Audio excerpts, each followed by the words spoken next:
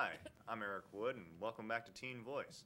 I'd like to go around the table and introduce ourselves again. We have some new faces around with us. I'd like to welcome you all. Go ahead, Art. I'm Returning Arthur guest. Owen West III. I'm Chris Wilson. I'm Rhonda Schmicker. I'm D'Angelo Deloney. And I'm AC Brown. Well, it's good to see some returning faces back here again. I know that Art and Rhonda have joined us before, and DJ and Chris and Hayes are all new to the stage here. Today I wanted to bring up a different topic that's been kind of in the news lately. It's a topic that a lot of people are dealing with, and some people don't know how to deal with really well.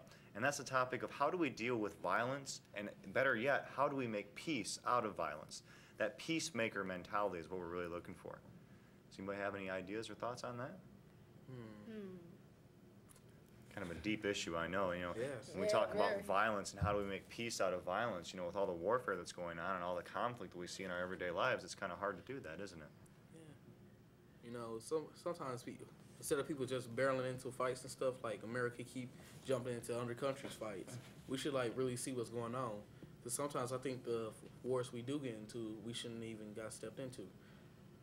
I can't think of any right now, but they're there. If you throw me out a couple, I'll probably, that one.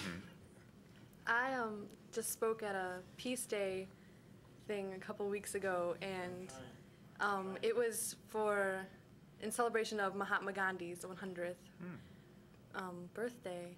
And so there were a whole bunch of us there, including Mayor Stanley of Flint, and he spoke.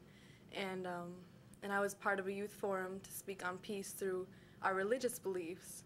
And it was a really exciting day, I think, because it was very culturally diverse.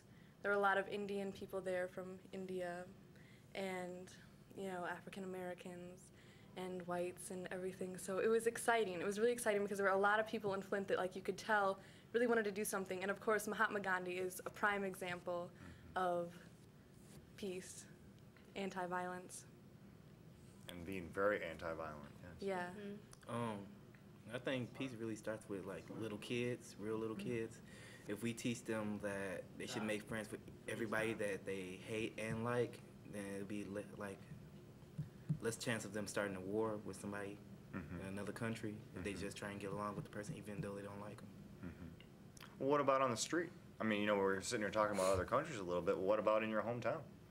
What about when you walk into the store and all of a sudden you see two people getting in a scuff and getting in a fight?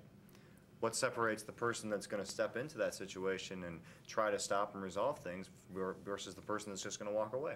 Yeah, people should really stop. When they hear fight, running towards it. Because I'm sorry, but I done heard about too many people getting shot in fights. It's kind of like a car accident mentality. Bully gonna have to chase me down. I ain't running to it. Don't some places have a Good Samaritan law or anything? Yes, they do. And that's basically saying that if somebody is hurt and fallen after a fight or after a car accident or something like that, you're supposed to stop and give them a hand. Yeah. But what about